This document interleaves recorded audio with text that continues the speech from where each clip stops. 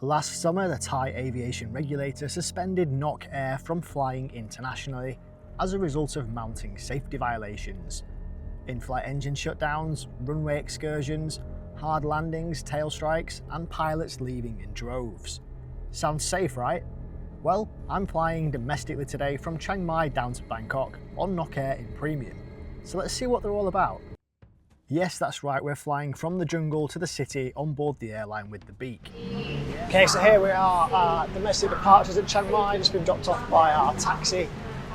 And now we're going to head inside to find the Nok check-in area.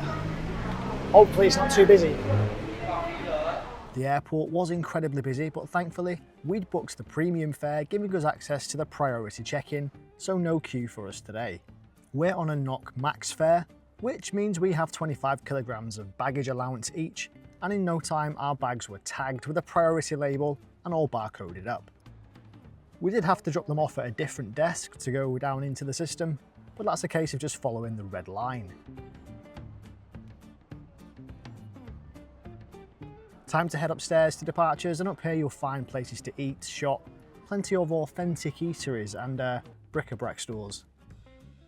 There's two different security search areas depending on which gate your aircraft is flying from. We're gate 3, so we'll head this way.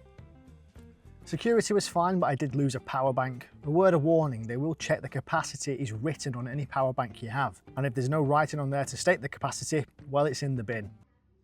We picked up our boarding passes at check-in. It is a receipt, but it does show you what you get for the fare.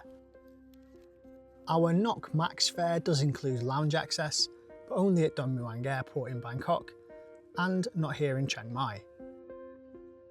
You can probably use a priority pass to get in here if you wanted to, but to be honest, it doesn't look the greatest. Perhaps a nudge better than the Bangkok Airways lounge in the previous video. There's not much seating in the departure lounge, but if you're a Buddhist monk, well, there's a dedicated spot just for you. Our aircraft is about 30 minutes out now, so let's head to the gate. Okay, so that's our flight, call for boarding now. Gonna head over there now. We're in the priority seats at the front, so we can get on board first, which I wouldn't usually do, but I also don't want to stand in a queue. I want to make sure that my bag gets on in the overhead locker.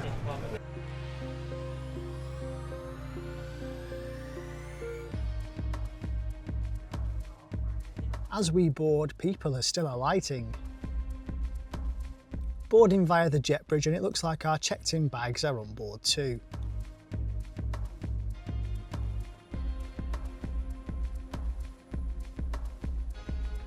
The first 5 rows on the left and 6 on the right feature these premium seats.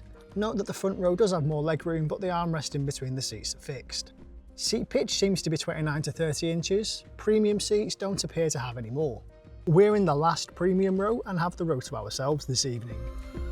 Boarding first and sitting in premium means that we've plenty of space for our 2 bags in the overhead lockers.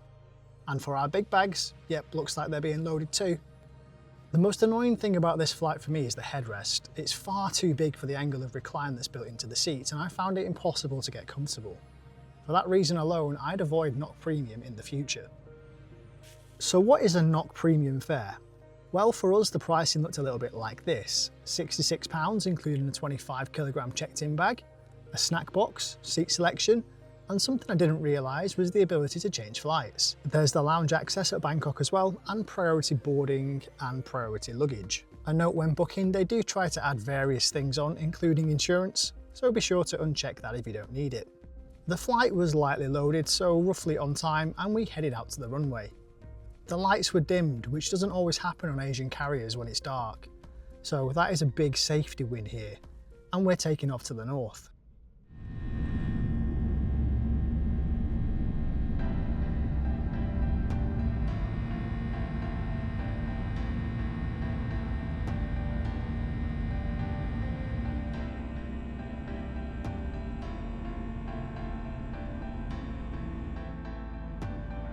In addition to the yellow headrests, the seat numbers are also yellow to denote premium.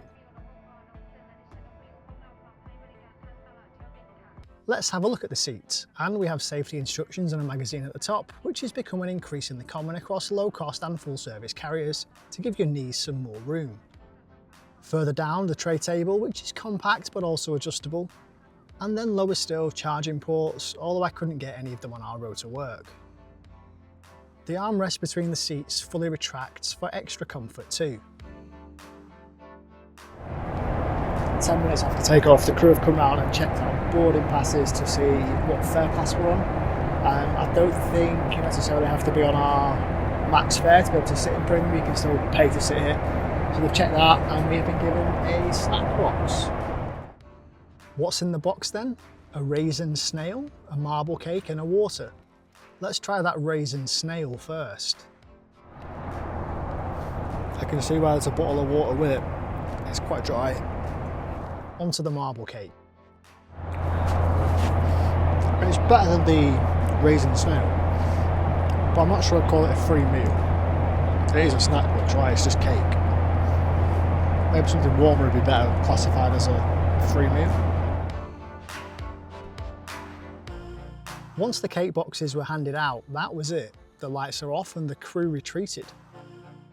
I took a trip to the rear loo, nothing of note in here.